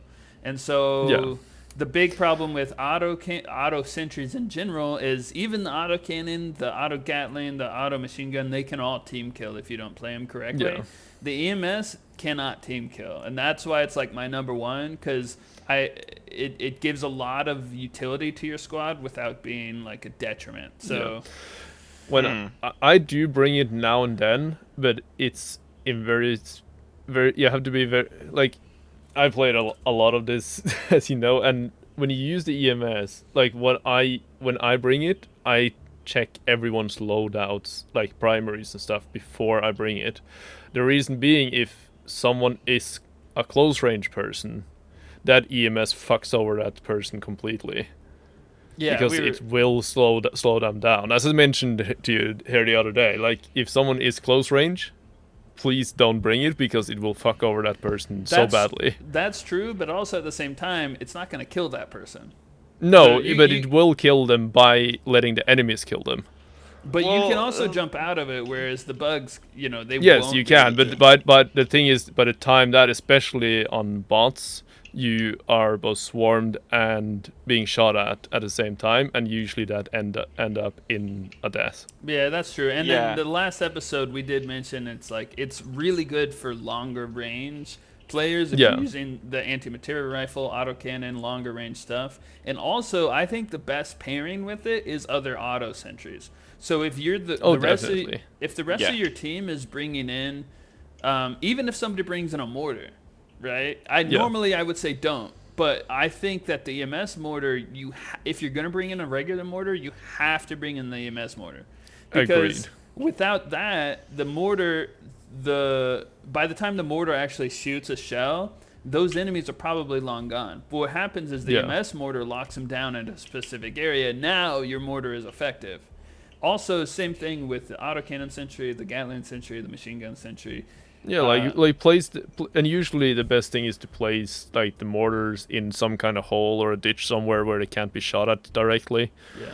So because they shoot straight up while the other one has to have a horizontal view. Yeah, the best. So put the mortars in a ditch or a hole, protect it somewhat, and then put the other ones up top where they can shoot straight. The absolute best use case I've seen for this is a combination of Demon Lord's number 1 with my number 1, and then some. So what happened was, it was a squad of us, and pretty much everybody on the team had some sort of auto sentry. And what happened was, we found it wasn't the Sief artillery, but it was some automaton position where like it was kind of a trench. And so what happened was, we threw our mortars and our EMS mortar, our Gatling, stuff like that into this trench, and we all were in the trench as well. Like 4 Helldivers were in this trench fighting off waves of dropships coming. And so that's why I would say it's a combination of Demon Lords number 1, because it was teamwork. So we all had like an improvised fighting position in a trench, and then we also had the mortars to help. And that EMS mortar is just such a great utility because it slows down the speed of the incoming attackers. But I would say it's best attached to everything else. Like it's not. It is definitely something that you kind of want to play around that sentry. Yeah, instead. it's not the best. You can't just drop it and then leave it, right? Like it's there's no. I mean, you can use that too, of course, if you want to really get away from a situation. Oh, that's you can true. do that. Yeah, it's true. But other than that, it is always best to it has to be play paired with around something it. else. Yeah, use it as your support. Yeah. Definitely a good number 1, and a very slept on. Yeah, that's strategy. the reason I bring it a lot, and that's the reason I put it in my number 1, because it's an underutilized stratagem. Okay, I got two things I really want to talk about. All right, let us know. My big one is capes.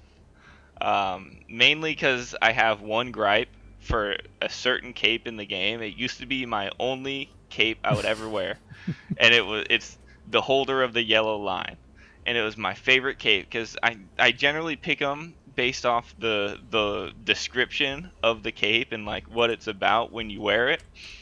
And the holder of the yellow line, it has my favorite description because it's talking about like in the ancient days, the yellow line used to represent an incrossable boundary, and it's talking about like road lines or like safety lines in factories or on train rails where you can't cross the yellow line, and how it's evolved into Helldivers lore, like you can't cross the yellow line.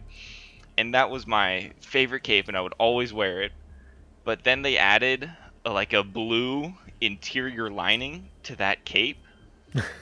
And I don't mind the blue interior lining, except whenever you're running around with it, there's a graphical bug, and like the blue is always glitching through the outside of the cape, and it's just bothered me to a point so much where I can't wear it anymore. Dang, so you got a bone to pick with Arrowhead. A little bit. I mean, like, either just make it so you can't see the blue glitching through, or just take it out. Take it out. We don't need the blue lining on the holder of the yellow line. By the way, did you read the thing verbatim, or do you want me to? I don't have it down right now. I pulled it up. So this is what the description says. It says, since ancient times, the yellow line has symbolized an uncrossable boundary. To don this cape is to draw that line between tyranny and liberty, between alien monstrosities and super Earth property, and never yield the right of way. That's pretty sick. Yeah. That's pretty good. Such a fantastic description, and like to wear that cape just makes you feel so powerful to be the holder of the yellow line. All right, Arrowhead. So you got to fix that graphical bug. Yeah, right away, because right now I'm using the Great Cloak of Rebar Resolve as a placeholder, and I mean it's a fantastic cape, but it's no holder of the yellow line. Wait, say that cape name again. The Great Cloak of Rebar Resolve, and it's got a pretty good description on it too. I'll pull it up right now. So it's pretty similar, and it's yeah, it is pretty similar, but it says inside the collar is embroidered, wherever I may plant my shield, know that I will never yield, and it says machine washable.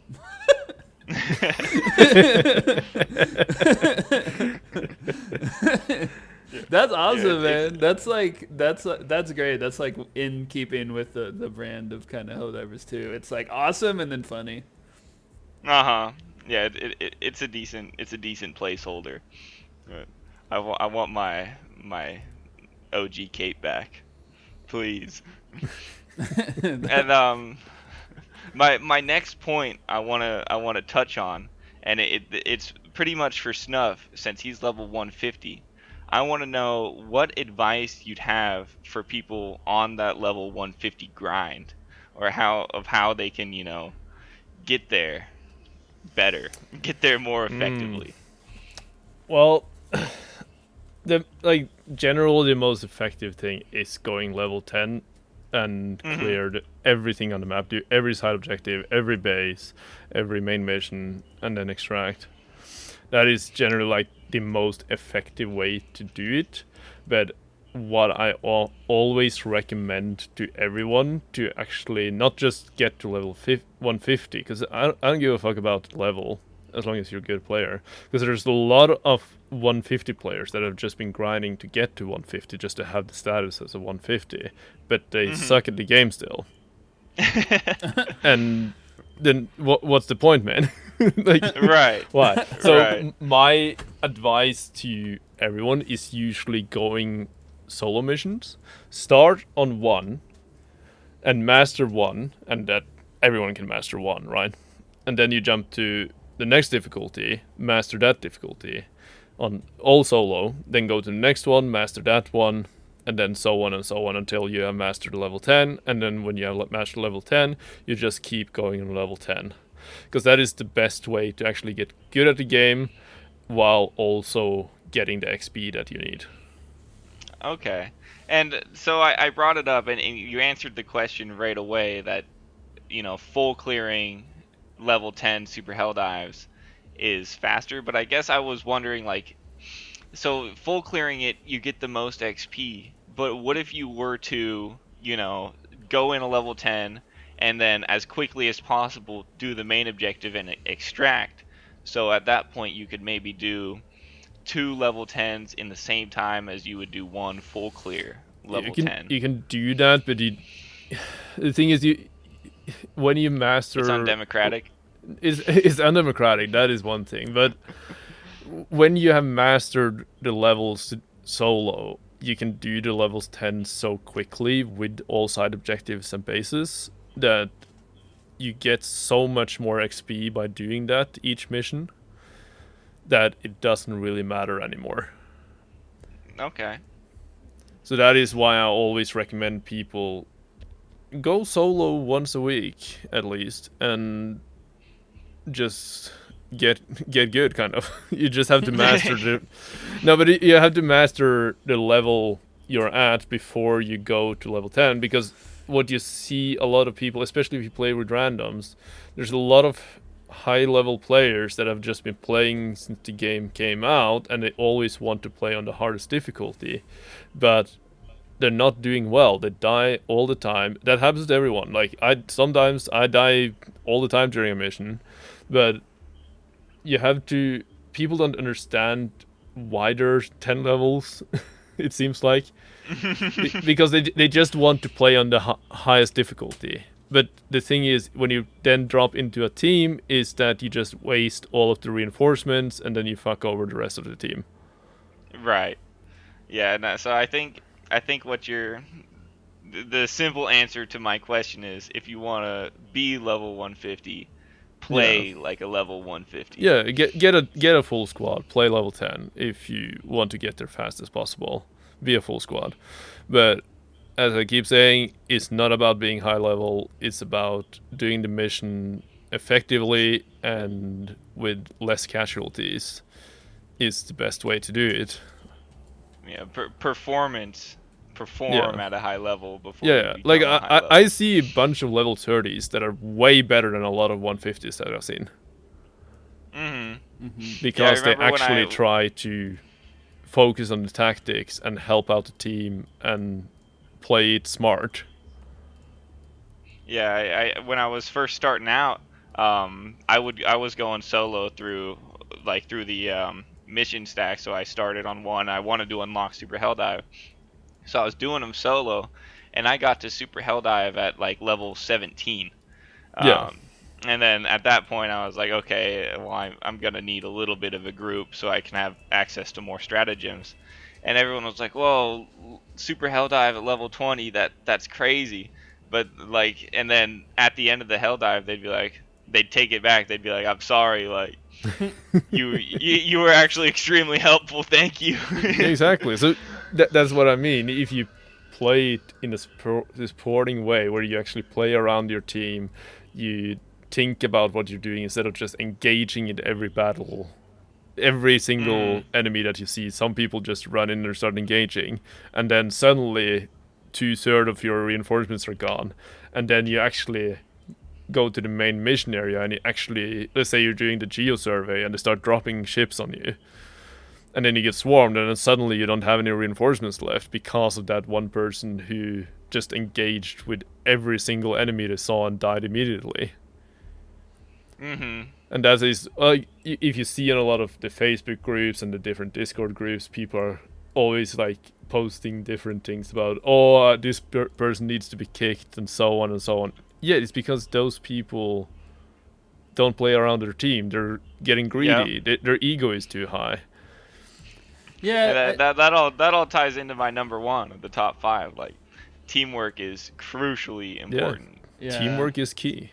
And especially when you play with randoms, like, there really is a lot of dudes who just like run away from you and just don't help, and then die and waste all your reinforcements.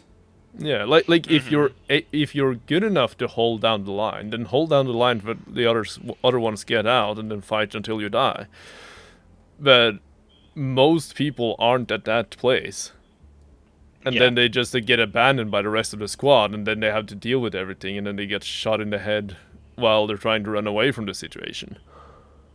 Yeah, and I'll say, like, I'm one of the people where I really do like to hold down the line, but then just the most recent update, like the fire, like mortar hulks, they do be getting me. I just get killed by random stuff. It's not that I'm playing bad. But. Yeah, like at a certain point for anyone, there is a point where it is literally impossible to hold down the line anymore. But that's that EMS mortar helps me do that by myself, and that's one of the only reasons I go off by myself is because that EMS mortar holds the enemy back and makes it easier for me. Yeah, and like if you're also playing in a full squad, if you go off on yourself and the other guys are getting dropships from them, you are fairly safe because the dropships can only spawn on one place at a time. Yeah. Unless you're doing a main mission where part of it is coming in with dropships. There is applicable times when you're working together as a team to send one person away to take care of a side objective. Yes. As long as you're not just, like going off like, I don't need my team, I can do this on my own, you're going to end up like making everybody worse off. But there is a situation where you can be like, you go take care of that while us three focus. Like if there's close objectives or one of them's like a disruptor, you can you can coordinate accordingly. Yeah, and exactly. And Exactly. even though I have gone off by myself, it's normally it's not me going off by myself. I'd rather have people with me. Most of the time, it's that I'm holding down the line, taking out 3 drop ships, and people start leaving me. So I'm like, I'm more of a clear all the way through. I'm a completionist. I like to kill everything, and then like by the time I'm done killing this wave, my buddy's 2 kilometers away hitting the next objective. That's most of the time what happens. Yeah. That happens a lot. Because it takes But time to kill it's more effective if you're going to hold the line. Group up. It's more effective if everyone is there. You get 100%. done with you clear them out faster. You get less deaths. Everything goes much smoother.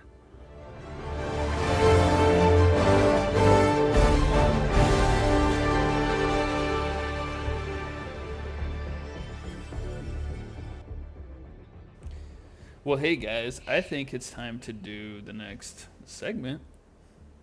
All right, I'm ready. You wanna you wanna say it, Snuff? Oh, you know what time it is. It is ship names. Ship name. Ship names. All right, I'll go first. So this one is from the Discord. It's S2E4. I think that's how you say it. No idea how we pronounce it. His name is, or their name is SIEUWIE. Their ship name is the SES Song of Destruction. So we chose this name because they love the whistling sound of the 380 mil and the 120 mil barrages. Thank you for your service. That's a good reason. Thank you for your service. Snuff, you want to grab next one? Yeah. Next one is coming in from our Spotify comment section. One thing that we do prefer it getting on mail or Discord because it's a little bit easier to control them. But it's fine if you don't have either and just want to do it on Spotify. That's fine. But it's easier for us if you just mail it to us. It is the SES Queen of Audacity. Comes in from Yellmates. They don't have a reason. They might not have remembered that it's supposed to give us a reason. But thank you for your service. Thank you for your service. Thank you for your service. Come join the Discord. Oh, and also I will say we do have a YouTube. We've been putting the video version of the podcast out on YouTube. So if you want to support the podcast, go ahead and listen to us on YouTube as well and add comments there and share it with your friends. I will say. And you can add your ship names onto YouTube. We'll see them.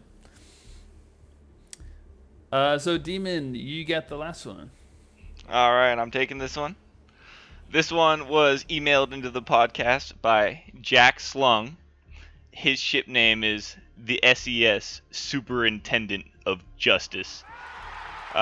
Jack Slung chose this, or his old name used to be the SES Elected Representative of Destruction, but after his ship got shot down from orbit, his new ship is now the SES Superintendent of Justice.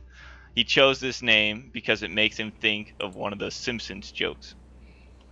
Thank you for your service. Thank you for your service. Do either of you know the Simpson joke I don't. that he's referencing? No, do you? No, I actually don't. I wish I did. The He Superintendent of Justice. He did add a little gif of Rolf in the mail. But I really don't remember.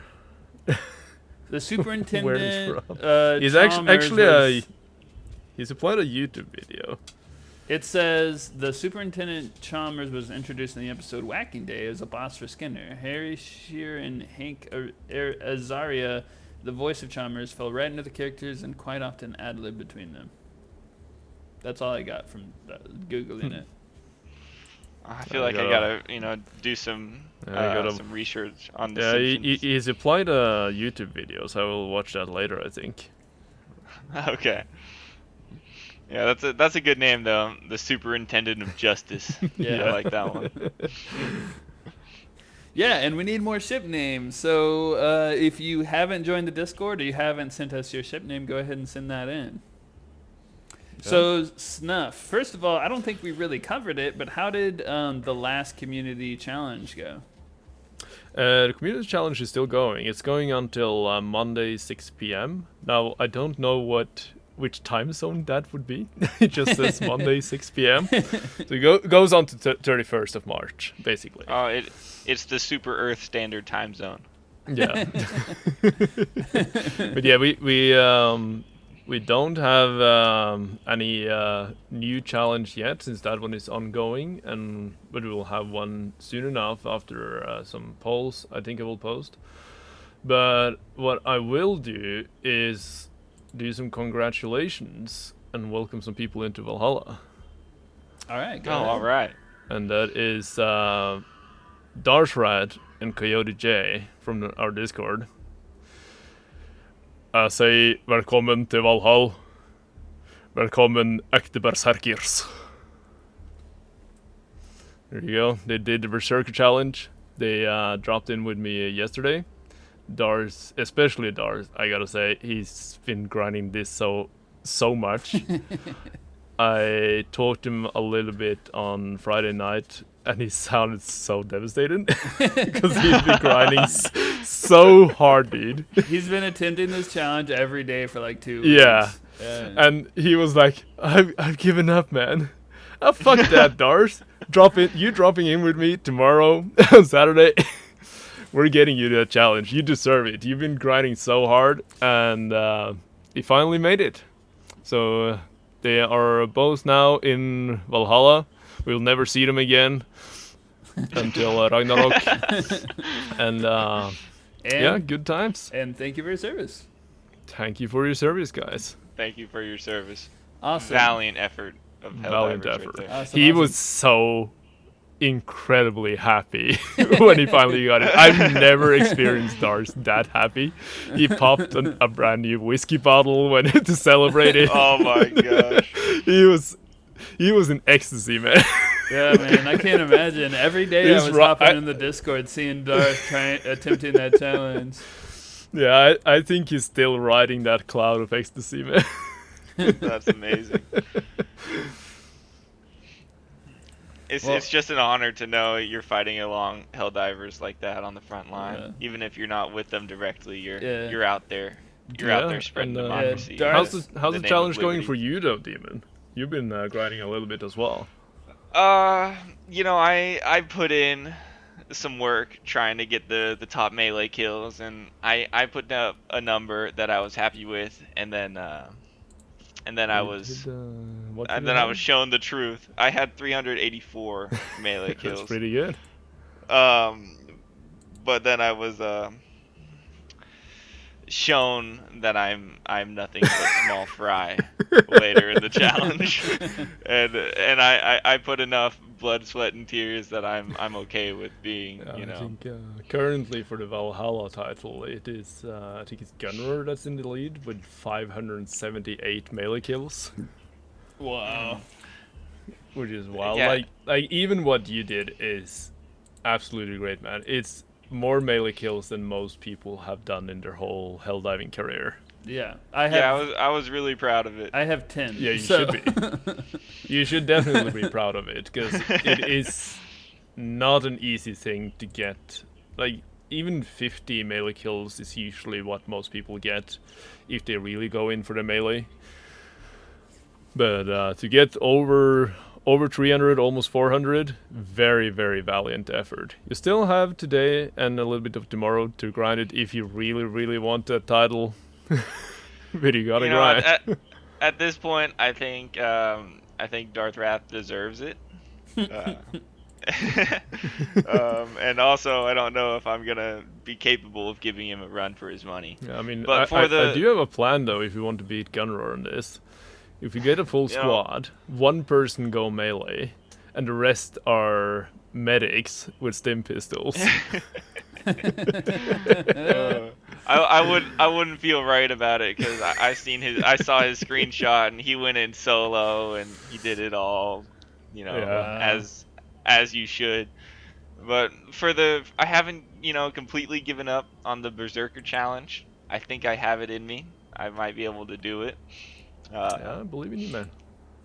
It's just if I, find the call in my soul to give it another go, because we've had a couple really close attempts, and it was on the firebots too. I was doing it with you,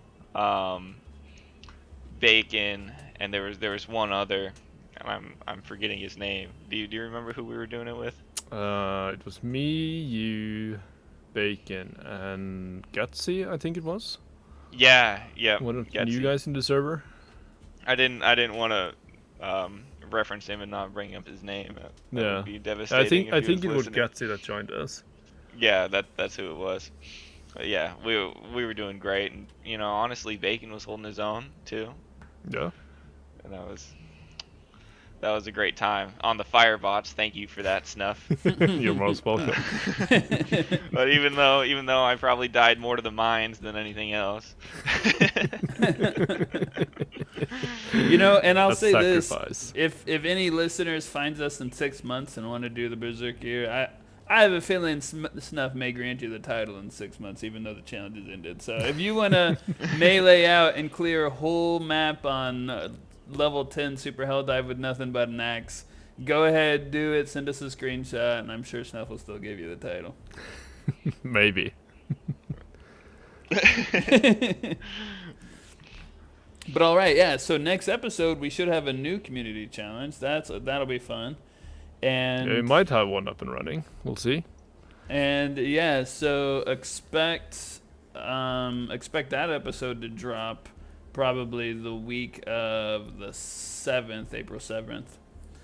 But yeah, so I think that's it for this episode. I'll say go ahead and join the Discord, submit your listener stories, submit the ship names, because we're running out. We need more stories than ship names. We didn't get to the listener story this episode because we talked too much. We're now at we're just running out of time. Yeah, we're almost at 2 hours of runtime now. So we decided to forego the listener story for today. But yeah, join the Discord. Send your ship names. Send your stories and partake in the community challenge. If you have any cool clips or TikToks of yourself, send it into the Discord. And yeah, anything left to say, Demon, Snuff? I just want to say thank you guys for having me on the podcast. What an honor. It was awful. Never again. No, thank you for coming, and thank you for your service. Thank you for coming, man. And with that, for Super Earth. For Super Earth. Super Earth. Ba-da-da-da.